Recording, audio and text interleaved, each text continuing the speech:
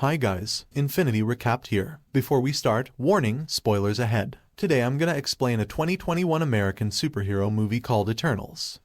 The movie begins with the Eternals believing they are from planet Olympia receiving their mission from the Celestials through their leader, Ajak, also called the Prime Eternal. Only she is able to communicate with Arishem, one of the Celestials. They suit up and get ready to receive their mission to Earth by boarding the Domo, their spacecraft. They believe their mission is to eliminate deviant beings consuming intelligent life on every planet. They arrive in 5000 BC. Mesopotamia evacuated local people from deviant attacks and befriended them. Circe, an eternal being able to manipulate matter, is most attached to humans and is often followed around by Icarus, one of the strongest Eternals who has feelings for her. Icarus counts as their best fighter, able to fly and shoot cosmic energy beams from his eyes. Gilgamesh is a powerful but caring being. Kingo, who can project energy blasts from his hand. The team also has Tina, a skillful warrior. Druig, a mind manipulator and telepath. Phastos, a genius mind. Nakari is a speedster and sprite and illusionist. After the fight, Circe enhances a blade and gives it to a human child.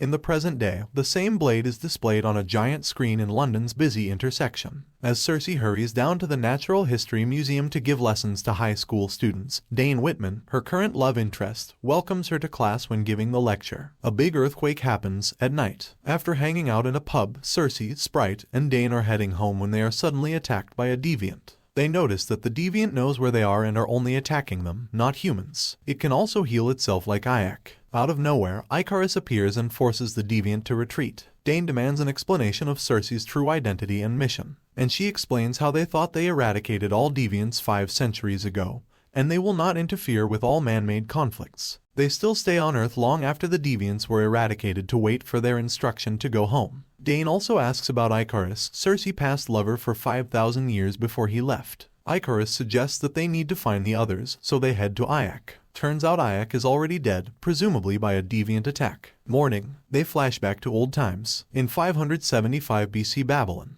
After defeating the deviants and evacuating humans, Ajak communicated with Arishem through the sphere embedded in her chest. She told Arishem that she feels something special about this planet, but he reminded her not to become too attached to humans and only focus on their mission. Phastos had an advanced design of the steam engine, which he would show to humans. But Ajak refused his idea and let humanity evolve slowly. At night, they were having a firework party. Circe and Icarus bonded and they confessed their love for each other. Centuries later in the Gupta Empire, they married, back to the present day. Circe is still mourning Ajak's death when suddenly the sphere inside Ajak's body moves into Circe's, symbolizing Circe as the Prime Eternal. She visualizes seeing Arishem, but quickly regains her composure. Sprite and Icarus are worried about her if she is experiencing a psychological condition known as Maud Wiry, as experienced by Tina. Back in 1521 AD Tenochtitlan, the Eternals were just defeating the last of the deviants when Tina suddenly went rogue and hurt other Eternals. She was healed by Ajak, erasing her memories, but she begged to have her memories back. Gilgamesh supported her, even though he risked having her go rogue again. Druig confronted Ajak, doubting her decisions and her rules about them not interfering with man conflicts. He abruptly left soon after Ajak disbanded the group, allowing everyone to live a life on their own. Back to the present day in Mumbai, the group met with Kingo, now a renowned Bollywood star. Kingo is always accompanied by his loyal valet, Karun. They go to Australia, meeting Gilgamesh and Tina during a feast. Circe still thinks about her new position as Prime Eternal, goes outside, and tries hard to communicate with Arishem again. She finally succeeds and learns that their main mission on Earth is not to eradicate deviants, but to prepare for the birth of a celestial named Tiamat, a phenomenon called the emergence. To grow, it needs a vast amount of energy from intelligent life. Deviants are also Rishem's creation, but they defy their true purpose to eradicate apex predators on every planet,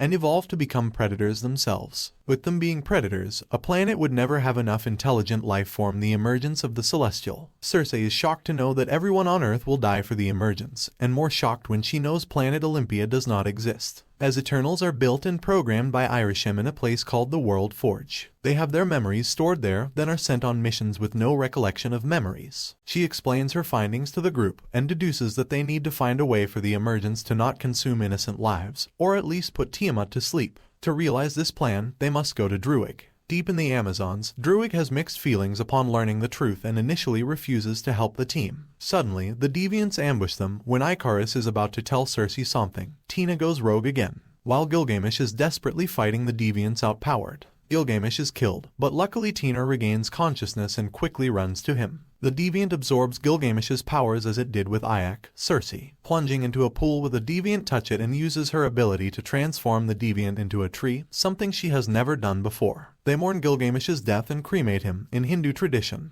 Before Tina scatters his ashes into the river, the team decides to seek Phastos' help, despite knowing that Phastos had given up on humanity a long time ago. A flashback shows the condition after the 1945 Hiroshima atomic bombing, when Phastos regretted his decision to help humanity advance. In the present day, Phastos lives with his husband and child in an ordinary house when Ikaris and Cersei pay him a visit. After hearing the truth, Phastos deduces that Ajak refused to let him help humanity advance in the way he intended to, because it will not create enough population intended to feed Tiamat. Although initially refusing to join the plan, he finally agrees to help after his husband convinces him to go. All the assembled Eternals then go to their Domo spacecraft buried in present-day Iraq. They find Macquarie already inside, and they begin to discuss strategies to execute their plan. Phastos explains that Celestials are energy generators and imbued Eternals their creations with an infinite amount of cosmic energy. From the information that Deviants are now able to absorb eternal energy, he theorizes that he can construct a device for Eternals to absorb their own energies as well. The unification of the Eternals will create a uni-mind, providing enough energy for Druid to mind control Tiamat to sleep. Does Macquarie ask what will be done next? To which Cersei replies, they can find humans a new home on another planet. Sprite argues that space colonization could take decades. Cersei replies again that the process could be accelerated with Eternals' help. However, Kingo is also doubtful of the plan and asks Ikaris for his opinion. Kingo and Sprite think that Ikaris is their strongest member, so he should be their leader, to which Ikaris politely states that Ajak already chose Cersei. Then he storms away from the room. Kingo follows him, saying he would have followed him as he always did. But Ikaris is unsure of himself. He goes outside and remembers the events of 6 days ago when he visited Ajak in her cabin. Turns out Ajak already told him about the emergency, that they only had 7 days left and needed to assemble the others. However, Ajak was unsure that the people of this planet deserved to die for a Celestial's birth, to which Ikaris disagrees. He was really shocked to know that Ajak would plan to stop the emergence. Ajak explained that she saw the people of Earth leave their life and changed her perception of Arisham's plan, including when they succeeded in bringing back half of the population erased by Thanos 5 years ago. Ikaris took Ajak to Alaska, where he discovered newly awakened Deviants.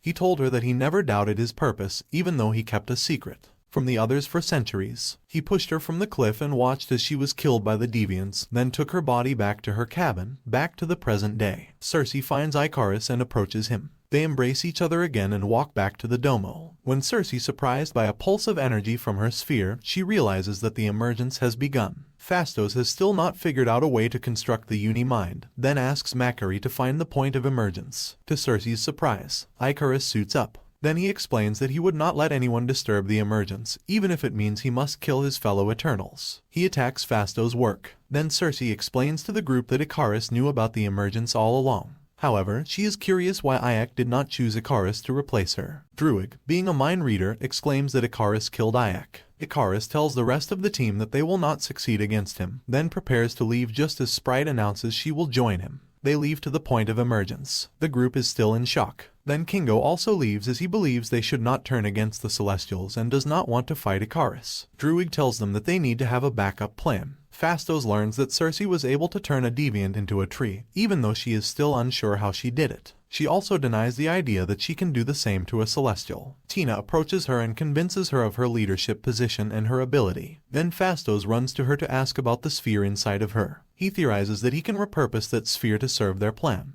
He succeeds. Then the group suits up and goes to the point of emergence, which is an island in the middle of the Indian Ocean. Ikaris and Sprite, already on the island, watch the volcanic eruption as they see the Domo approaching. They plan to keep the other Eternals busy so they would not disturb the emergence. Ikaris attacks the Domo, encountering Thena. Inside Druid, Macquarie and Cersei are preparing to begin the uni-mind on the beach. However, just when he can put Tiamat to sleep, Ikaris notices it and attacks Druid. Macquarie evacuates Phastos, Thena and Cersei, then brutally attacks Ikaris. Cersei realizes she now has to deal with transforming Tiamat, as Druid cannot put him to sleep anymore. She goes to the mountain, but is stabbed by Sprite. Luckily, Sprite is knocked unconscious by Druid, so Cersei can continue her plan. Phastos, with the help of his devices, traps Ikaris down. However, the Deviant comes to aid Ikaris and encounters Thena, almost killing and absorbing her powers when Thena snaps back into reality and beheads him.